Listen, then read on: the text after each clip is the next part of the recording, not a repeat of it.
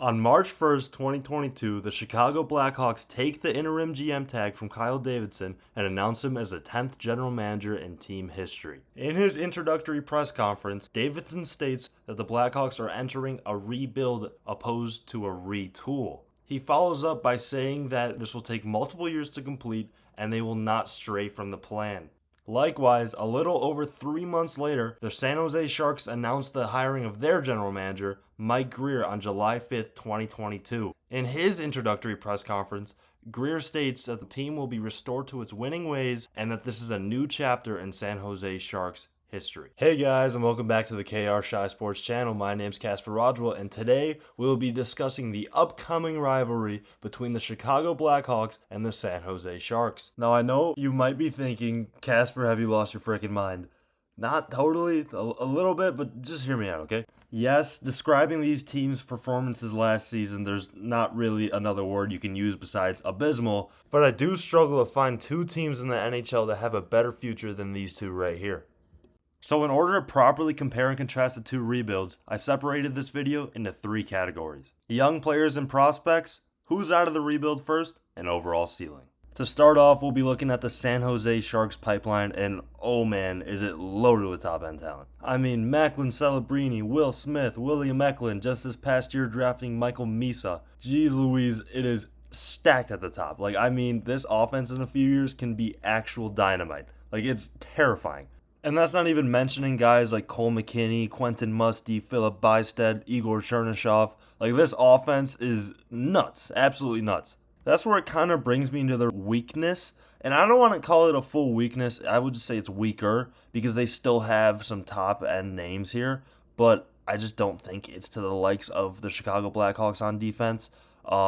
Names like Sam Dickinson, newly drafted Simon Wang. I think those two guys are going to be very good. You got Luca Cagnoni, very solid season this past year. You got some very projectable D-men, and I think with this offense, it could really kind of pair nicely. You got kind of some puck movers, some size there. So I do think their top four defensive pairings could be deadly, but depth-wise, and I know you can acquire defensemen in free agency and trades and things like that, and this rebuild is definitely not over yet for the Sharks.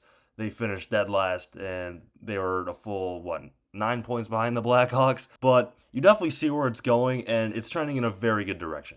Now, switching over to the Blackhawks, I definitely do think they have less top-end talent, and that's definitely obvious. But I do think their pool is deeper.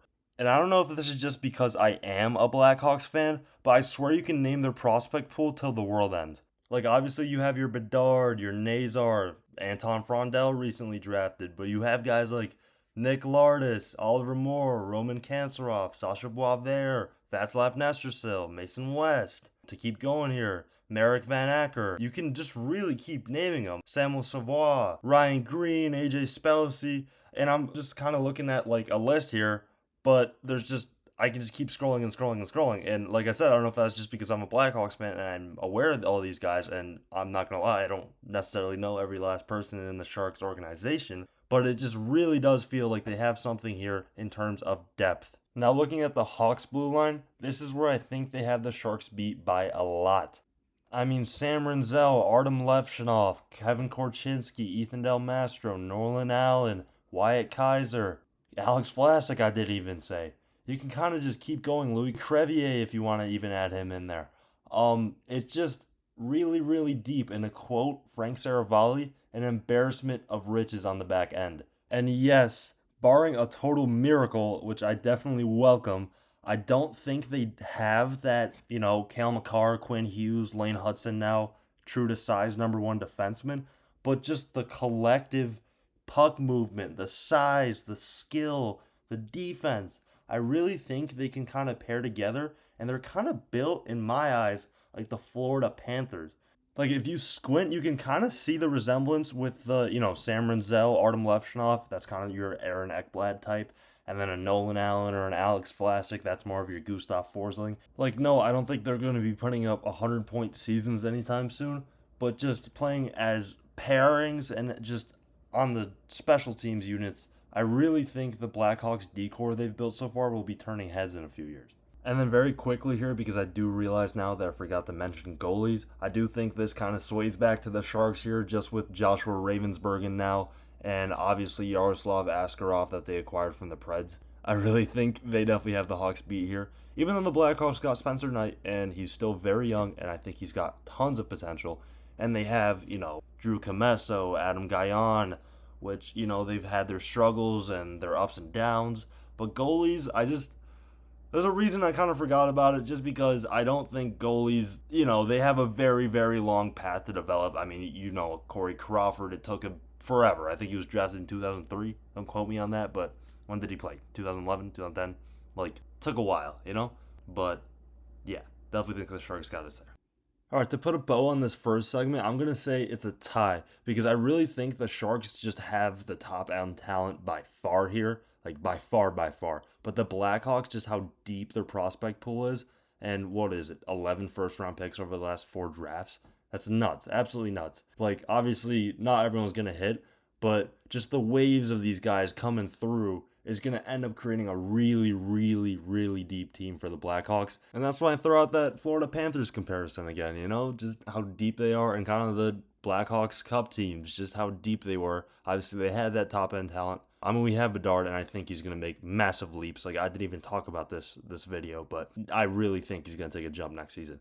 Celebrini too, but Bedard, I really think he's going to start touching 90, 95 points. Yeah, so I think top-end talent goes to the Sharks, and then the Blackhawks definitely have the depth, which, other people are going to say depth is way easier to acquire than top-end talent, which the Hawks are definitely a step behind in that category. So maybe that nudges the Sharks ahead in some people's opinions, but just in my opinion, I think they kind of level out.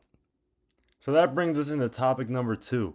Who gets out of the rebuild first? I like to just preface that this isn't one of those things where I'm going to wow you with statistics. This is mostly opinion based. But I think even though the Sharks finished 9 points below the Blackhawks this year, I don't think any of these teams are getting out within the next 2 years. Let me just be clear. I do believe the Sharks get out first. I just think it's way easier to see a path for them now. And not saying that us Hawks fans don't believe in what Kyle Davidson is building here. We don't want to be those sorry Detroit fans with the Yzer plan. What is it, year 7, year 8 now? But I really don't think it's that, because we have a Connor Bedard. What is their best prospect? Was Dylan Larkin part of that? I think he was. But, they have the Lucas Raymond. That's not Connor Bedard. And I like I said earlier, I think Connor Bedard is going to have a massive leap this year. And I think the production will come for him and the Blackhawks. But I think it's just easier now to see the Sharks with just what they have on offense in Celebrini, which I think he's going to take another leap. I think Will Smith's going to take another leap. And William Eklund's production only goes up with them improving as well. And then you look at Quentin Musty coming through, Michael Misa, who else did I not mention? Chernishoff, McKinney, these guys, it's scary, man. But that kind of takes us to topic number 3. And for topic number 3, I have ceilings. And here is where I have the Chicago Blackhawks taking the crown. The San Jose Sharks, I do see them getting to possibly the playoffs and kind of deep, not too far. Conference final, the furthest thing for now in the short term. But second round, first round is about where I see them before the Blackhawks. But I do think the Blackhawks, once they kind of acquire, I don't want to compare it to a Marian Hossa type acquisition, because that was massive. And obviously we're not there yet. It's not 2009. But I do believe that the Blackhawks, once they kind of start rolling and Bedard takes his jump and Nazar takes his jump, hopefully, if all goes according to plan and Frondell is what we believe he possibly could be, I think just adding one more guy, a Jason Robertson. I don't think Kirill Kaprizov is going to be available, but that would be awesome. I for some reason, I just look at Kirill Kaprizov and I think Kyle Davidson has a big man crush on him. I don't know why. I really think that's one of the players that just I think anybody falls in love with his game, but I would love a Kirill Kaprizov on the Blackhawks. I digress. But yeah, like I mentioned earlier, I think the Blackhawks are more comparable to an earlier Blackhawks run / Florida Panthers team, where I think they're just deeper on scoring, two-way play, size, all that stuff. And like I said earlier, this last draft really, really helped them on that front, because before that it was sick, we got the skill and the speed, where's the size? Kyle Davidson said, here's the size. So now that we just have this pipeline going and going and going, I really do think once the Sharks have their little moment of glory, the Blackhawks are going to come in hot and possibly take it from them. It's hard to predict the Stanley Cup champion, and I'm not saying they're going to be one, but I really do think this team's going to be very good for a very long time. Alright, that's basically all for this video. I want to thank you guys so much for watching. This one took a little longer. Not incredibly long, I was just busy. But let me know what you guys think. I obviously didn't talk about every single last detail, but if anyone wants to talk about anything in the comments, anything that you agree with, anything you disagree with, definitely let me know. I also want to say I've been very active on Twitter recently, so if you want to give me a follow there, you don't gotta, but if you want to, engage with my account and go drop a hate comment or two, very much appreciated. But my name's Casper Wodgeville, and I'll see you guys next time. Thank you.